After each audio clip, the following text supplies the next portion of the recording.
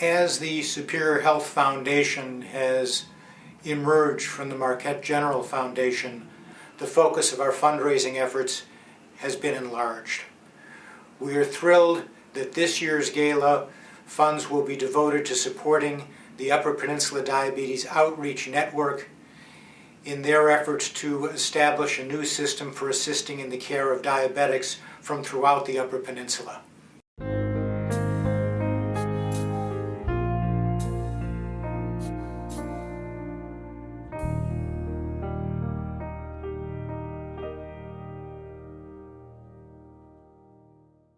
I set up a system of going to Carol once a month or two, I think it was.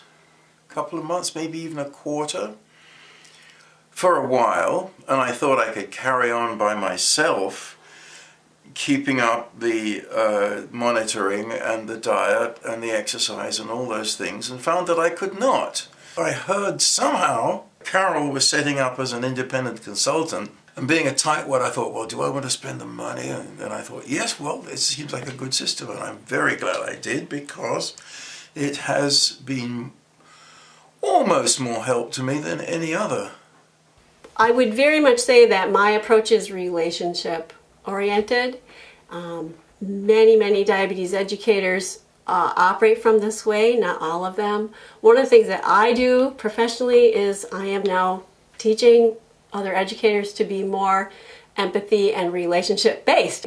Now, just based on my own practice, and I've been here in the UP since 1995, I estimate that the people who come to see me, the people with diabetes, 50 to 80% are depressed at any given time.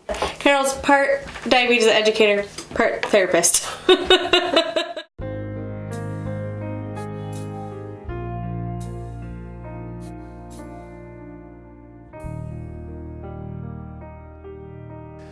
Currently, the incidence of diabetes in the United States is rising, as it's rising here in the Upper Peninsula too. So it's very serious. The reason that diabetes is rising is because of increasing amount of physical inactivity. People just aren't moving as much. Kids aren't moving as much. They're using the computer, the phones, TV, and that type of thing. And also there's an ever-growing incidence of obesity. In the adult population, it's approaching 10%, 1 out of 10 of adults.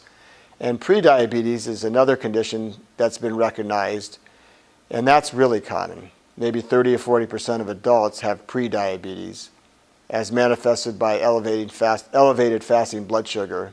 Now, there are two forms of diabetes. Type 1 starts in childhood, anywhere from the time of age 1 through adulthood, but generally in childhood.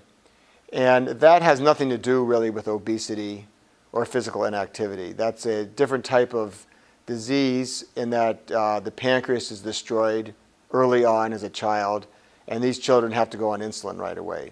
Interestingly enough, type 1 diabetes is more common here in the Upper Peninsula, because the highest incidence of type 1 diabetes occurs in those of Scandinavian descent. So Finland has the highest incidence of type 1 diabetes in the world. Sweden is right behind. But because so many people in the Upper Peninsula have heritage in Finland and Sweden and Scandinavia, the incidence here is probably twice as high as in the rest of the country. So moving on to type 2 diabetes, this is the type of diabetes that is related to physical inactivity and being overweight and having a strong family history.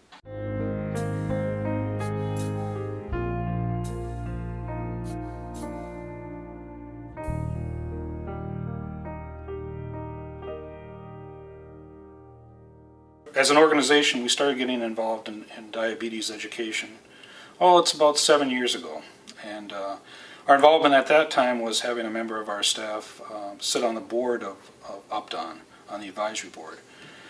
And as we became more familiar with it, obviously, as an area agency on aging, our organization deals with individuals that have had diabetes or are struggling with diabetes. And so this was actually a good fit for us in terms of making this a priority as an organization. About 4 years ago, we actually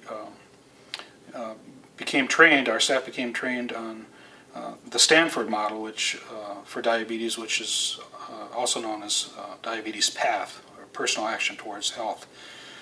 And as a result of that, getting the one staff person trained, we went out and trained leaders and trainers throughout the Upper Peninsula, and we continue to do that today.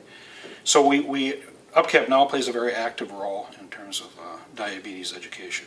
So their strengths and our strengths, combining those two together, made a lot of sense. And so not only did we agree to collaborate, but our organization agreed to actually serve as the fiscal intermediary for UPDON. And although they're a part of our organization, they also work very independently.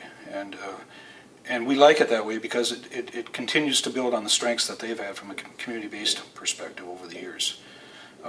We have a strong financial position, UPCAP does, so we've been able to help them out financially. I see nothing but positives as we continue down this road.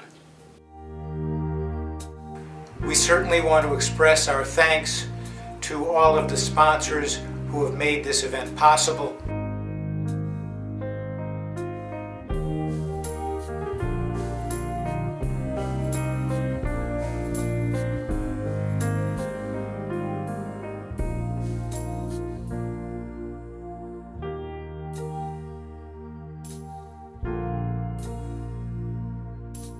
It's good to have an organization like UPDON, who I would call diabetes central for the Upper Peninsula.